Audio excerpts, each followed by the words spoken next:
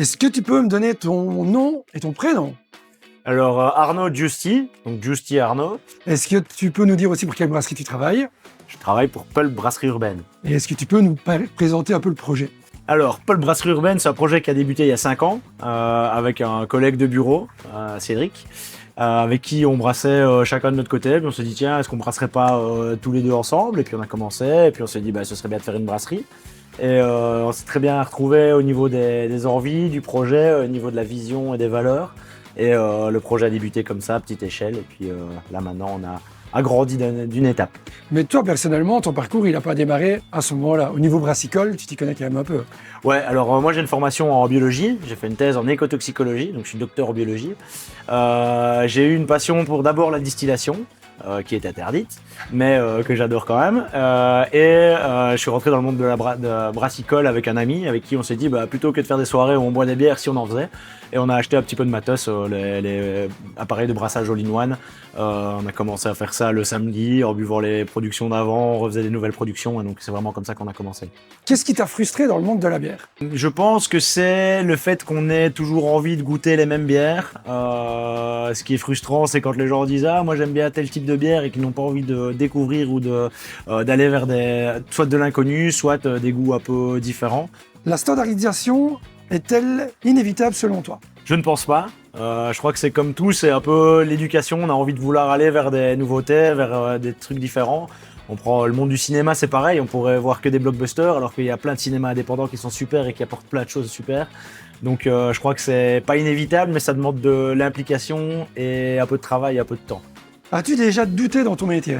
Si on doutait pas, ce serait pas drôle. Tu doutes par rapport à l'aspect financier ou par rapport à tes recettes? Je veux dire, un peu entre guillemets la légitimité. C'est vrai quand on est brasseur amateur, qu'on commence à vouloir développer des bières et vouloir pouvoir en faire un commerce, c'est toujours compliqué de se dire, bah tiens, on arrive dans un monde où est-ce qu'on va être bien accueilli? C'était super, la majorité des microbrasseurs sont très très accueillants, donc ça c'était génial.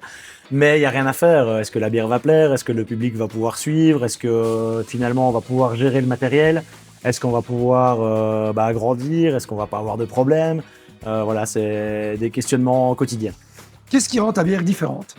J'espère la passion qu'on y met dedans et parce qu'en fait on n'aime pas d'avoir des codes sur un style de bière, on a envie de partir vers ce qui nous plaît, vers que ce soit des aspects saisonniers avec les ingrédients qui vont varier au fur et à mesure des saisons, de pouvoir faire découvrir de nouveaux styles.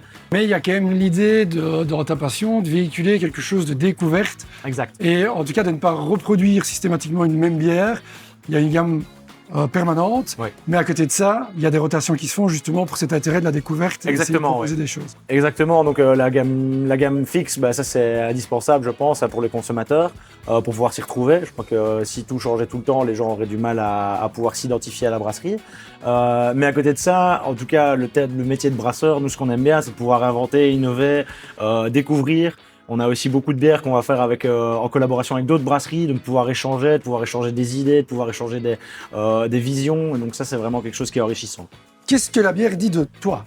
Excellente question. Que j'aime bien la diversité et que j'aime bien découvrir.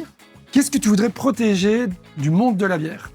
Alors l'artisanat, je crois que c'est super important. Il y a des gens qui sont derrière les brasseries, les microbrasseries, qui ont une passion, qui luttent tous les jours pour pouvoir arriver à faire des bons produits. Et c'est pas toujours facile, que ce soit par rapport aux brasseries industrielles ou par rapport aux bières à façon.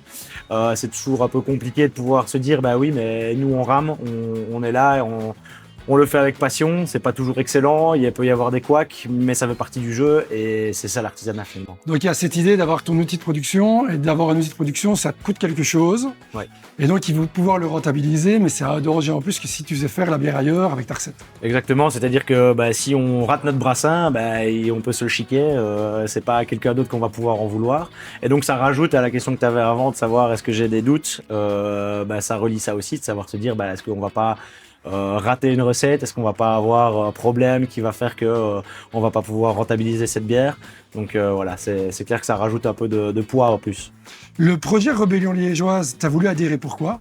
Parce qu'en fait, ça regroupe plusieurs brasseries et comme je le disais, on adore les collaborations, on adore pouvoir partager et on adore cette idée de pouvoir se dire essayons d'échanger nos visions, essayons de partir sur une valorisation de notre savoir-faire. Et toujours en sachant que chacun va amener sa spécificité, ses goûts, et on va tous y gagner à pouvoir grandir ensemble.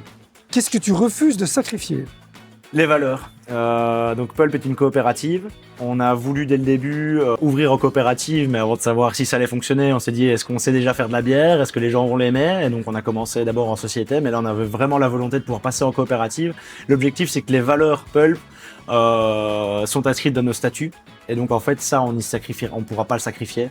Et donc dans les valeurs il y a faire de la bière, faire de la bonne bière avec des valeurs qui sont des valeurs inclusives, donc avec un aspect social, un aspect de découverte et de pouvoir rassembler les gens, pas seulement autour de la bière mais autour d'un lieu et autour d'une même passion, c'est-à-dire les rencontres, les discussions.